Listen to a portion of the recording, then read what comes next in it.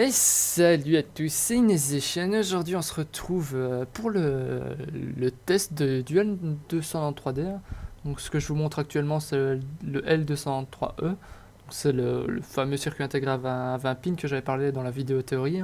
Donc si vous l'avez pas vu, je vous conseille vraiment d'aller le voir, sinon vous allez rien comprendre à cette vidéo. Et ceci c'est le L293D, vous voyez quand même qu'il fait déjà une plus petite taille.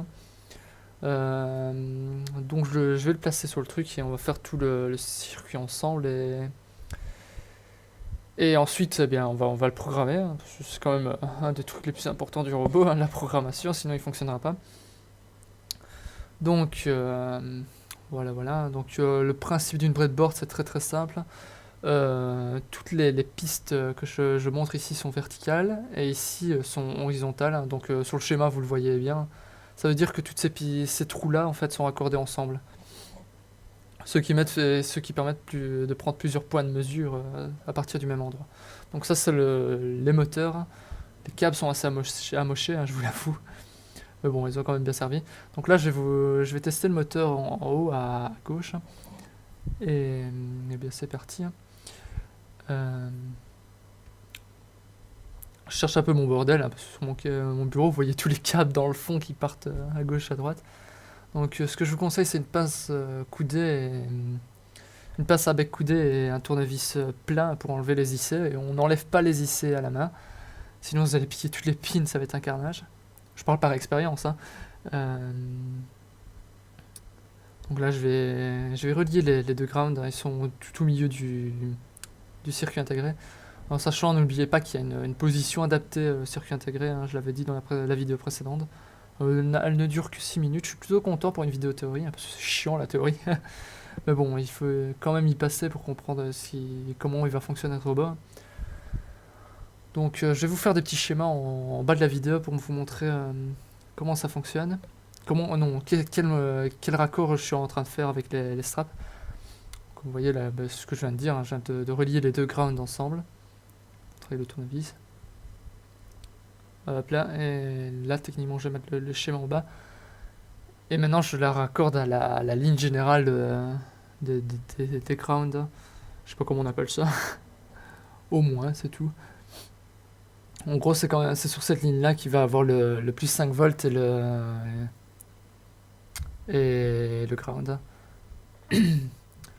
Donc ça c'est déjà deux pins de fait, hein. Je ferai que la partie gauche du L200 en 3D, hein. La partie droite je la ferai tout seul dans mon coin. C'est exactement la même chose. Là je vais alimenter maintenant le circuit intégré, hein, donc en plus 5 et le enable. Donc je rappelle, le enable je le raccorde au plus 5 volts pour avoir que 4 bornes à gérer sur 6. Voilà. Ah. Il fait chaud en plus. Et je suis malade comme un chien. Ça c'était ma période vie. Là j'ai du mal à gérer la caméra franchement. Donc comme vous voyez, c'est comme sur le schéma en bas, hein, rien de bien d'extraordinaire. Il y en a qui vont me gueuler sûrement pour la couleur des câbles aussi. Mais bon, j'ai pas 36 câbles rouges, hein, donc sachant que la moitié ont brûlé. Bon voilà, là on a fait la partie alimentation, maintenant on va gérer la partie numérique en quelque sorte. Donc là je place les entrées avec des wires. Donc je les relie directement à l'Arduino. Ce sera la pin 3 et la pin 4, attendez je regarde. Oui, la pin 3 et la pin 4 de ma Arduino. Pour ce côté là. Donc voilà le schéma en gros en bas. Et je raccorde le moteur aussi sur le circuit intégré, hein. Un truc très simple, hein, c'est rien de magique. Petit cheese dessus. Voilà. Donc alors là c'était vraiment la partie amusante, hein, j'ai envie de dire. Maintenant on va passer à la partie hardcore, le code. Donc on se retrouve pour le code on va coder le 293D, hein. Donc je vous rappelle, ça sert à faire tourner un moteur dans un sens ou dans l'autre, hein. Donc pour faire simple, très simple, un truc très simple à faire dans tous les codes, c'est d'abord définir les pins, hein. Donc il y a une fonction très simple, c'est au tout début de chaque code on fait ceci. Donc, je vais vous expliquer ce que c'est. Hop là. Donc ça veut dire en gros que la pin 3, donc ici, ben, je vais la nommer input 1. Et la pin 4 de l'Arduino, je vais la nommer input 2. C'est tout simple. C'est tout. Ensuite, il y a deux fonctions qui sont obligatoires dans chaque code. C'est ceci. Hop là. Donc void setup, qui permet de configurer les pins de l'Arduino ou faire des configurations dans le code qui ne doivent pas intervenir dans une boucle infinie, que j'expliquerai après. Donc en gros, là c'est très simple. On va définir la pin 3 et pin 4 en tant que sortie, puisque c'est l'Arduino qui envoie des données au L200 en 3D, c'est pas l'inverse. Donc en gros, c'est encore très très simple. Input 1 output, ça veut dire que c'est une sortie tout simplement. Et même chose pour le 2. La deuxième fonction, c'est... Ouh, j'ai fait une bêtise. Non, ça va. Je cru que j'avais fait une bêtise. La deuxième fonction, c'est void loop. Voilà. Hop là. Ça va être la boucle infinie, donc ça va dire que le code à l'intérieur va se répéter tout le temps. Donc pour donner un exemple tout bête, on va par exemple assigner une valeur de 5 volts ou de 0 volts à la pin 3 et la pin 4. Donc il y a une fonction encore très très simple, la fonction de base. Put 1 rafu, voilà. Voilà, ça veut dire que la pin 3, donc l'entrée 1, donc input 1, l'entrée 3 sera l'état haut. Et rappelez-vous ce que je vous ai dit. Oula, j'ai mal copié-collé. Rappelez-vous ce que je vous ai dit. Si les deux pins sont à l'état haut, donc du moteur, eh bien le moteur ne démarrera pas. Donc il faut obligatoirement que ces deux-là soient contraires. Voilà, c'est tout simple. On a fini le code.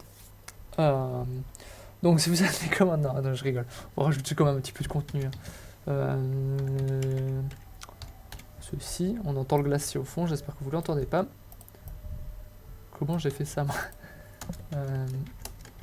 Voilà, donc j'ai copié 4 fois mon code. Et en gros, je vais vous montrer ce que je vais faire.